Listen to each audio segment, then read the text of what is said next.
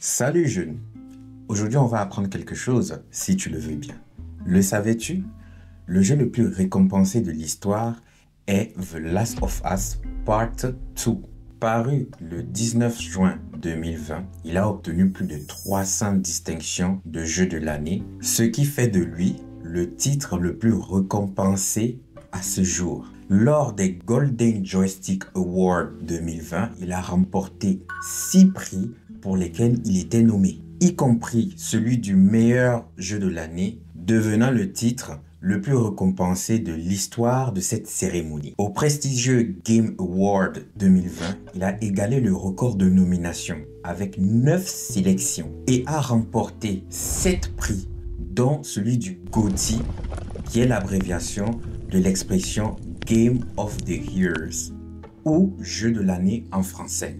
Il a même donné naissance à une adaptation de la franchise sur les écrans de télévision sous forme de série. Mais derrière ce succès apparent se cache une vérité dérangeante. En effet, The Last of Us Part 2 a divisé les fans de la saga et la communauté des joueurs en général, car ce dernier était beaucoup trop explicite, avec une direction narrative controversée et fortement influencée par une politique LGBT.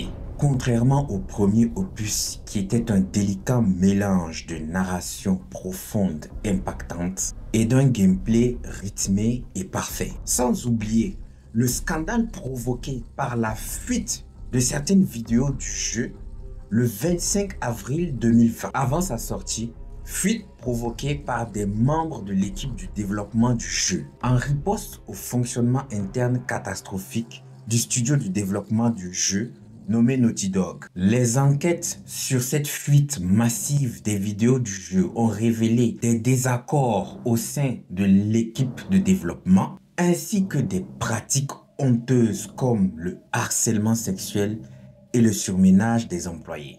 De plus, beaucoup de personnes se posent des questions sur la légitimité des récompenses remportées par le jeu quand on se rappelle que le cofondateur de Naughty Dog a incité indirectement les fans à biaiser les votes pour influencer sur la victoire de The Last of Us Part 2 au GOTY des Game Awards 2020.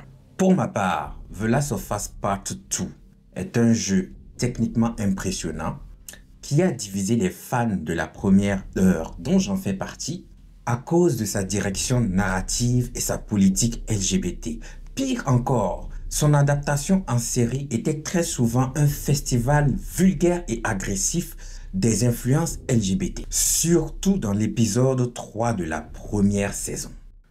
Une fois de plus, l'industrie du cinéma et les médias critiques ont acclamé la série en la qualifiant de chef-d'œuvre et de succès mondial. Personnellement, j'ai du mal à croire à ce succès fulgurant de The Last of Us Part 2.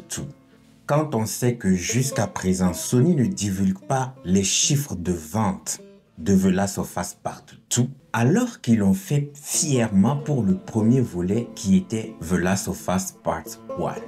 La vérité est que le succès tonitruant de The Last of Us Part 2 n'est qu'une mascarade médiatique. De nombreux joueurs à travers le monde, dont j'en fais partie, ont été déçus par le jeu car il ne reflète pas leur valeur morale. Et certains l'ont même boycotté. Une pétition a même été signée pour changer la trame narrative du jeu.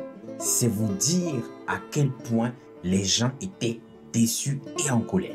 Voilà, j'espère que tu as appris quelque chose aujourd'hui. N'oublie pas mon like et mon abonnement. Sur ce, bye!